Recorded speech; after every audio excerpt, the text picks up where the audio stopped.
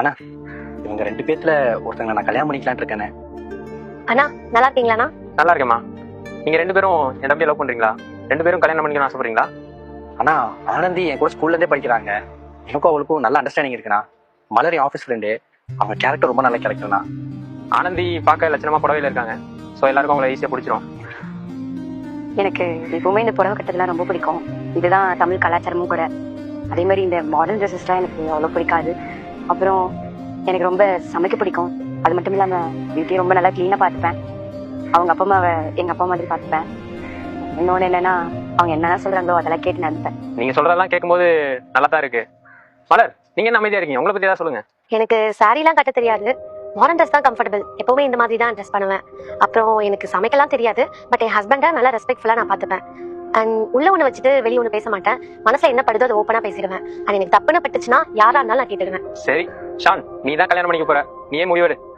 அண்ணா, இவங்க 2 பேருமே எனக்கு ரொம்ப பிடிக்கும்ண்ணா. இவங்க 2 பேருமே ரொம்ப நல்லவங்க. எனக்கு யாரை கல்யாணம் பண்ணிக்கிறதுன்னு தெரியலண்ணா. அதனால தான் உங்ககிட்ட வந்தேன். நீங்க யாரை பார்த்து ஓகே சொல்றீங்களோ அவங்களே நான் கல்யாணம் பண்ணிப்பேண்ணா. நம்ம வீட்டுக்கு மருமகளா வர்றதுக்கு சோலை ஒரே நிமிஷம். ஆமா, நீ எதுக்கு சாரியில போற? ரொம்ப நல்ல பையன். அது இல்லாம 4 மாசத்துக்கு அப்புறம் அமெரிக்கா போறான். நல்லா சம்பாதிக்கிறான். இவனை விட ஒரு நல்ல பையன் கிடைக்கவே மாட்டான். அது இல்லாம அவங்க அண்ணன் ரோட்ல குப்பை அள்ளுற வேலை செய்யறாரு. அவருக்கு மாடர்ன் பிடிக்குமோ பிடிக்காது. ஆனா இந்த ஊரை பொறுத்த வரைக்கும் புடவை கட்டினாவே நல்ல பொண்ணுதான். அதான் புடவையில் போறேன். எப்படி? அது இல்லாம ஷானை முதல்ல அவங்க அண்ணன் கிட்ட இருந்து பிரிக்கணும். அதுக்கப்புறம் ஷானை எமோஷனலா பிளாக்மெயில் பண்ணிக்கலாம். எப்படி என் பிளான்? சொல்லு ஜான். இங்க பாரு ஜான், எனக்கு ஒரு நாள் மட்டும் அவங்க முன்னாடி சாரி கட்டிட்டு போய் நின்று அவங்களை ஏமாத்த விரும்பல. நானா இருக்கதான் விரும்புறேன். நான் இப்படிதானே அவங்களுக்கு தெரிஞ்சா பின்னாடி இந்த பிரச்சனையும் இருக்காதுல்ல. அது மட்டும் இல்லாம ட்ரெஸ்ல அப்படி என்ன இருக்கு? என்ன பொறுத்த வரைக்கும் மனசுதான். எனக்கு நல்ல மனசு இருக்கு. நான் அவங்களை என் அப்பா அம்மா மாதிரி பாத்துப்பேன். இவர் சொல்றதெல்லாம் உண்மை கிடையாது. குப்பையாடுற நீ என்னை பத்தி தப்பு தப்பா பேசுறியா? ஷான், நான் யார்கிட்டயும் போன்ல பேசல ஷான். இங்க பாரு, இவர் எனக்கு அப்பா மாதிரி. நான் முடிவு பண்ணிட்டேன். மலர் தான் எங்க வீட்டு மருமக.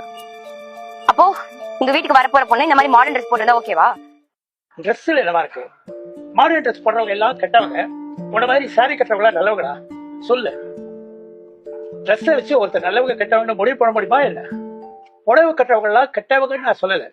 மாடர்ன் ட்ரெஸ் போடுறவங்க எல்லாம் நல்லவங்கன்னு நான் சொல்லலை. ஒருத்தரோட குணத்தை வச்சுதான் அவங்க நல்லவங்களா கெட்டவங்களாலும் முடிவு பண்ண முடியும்.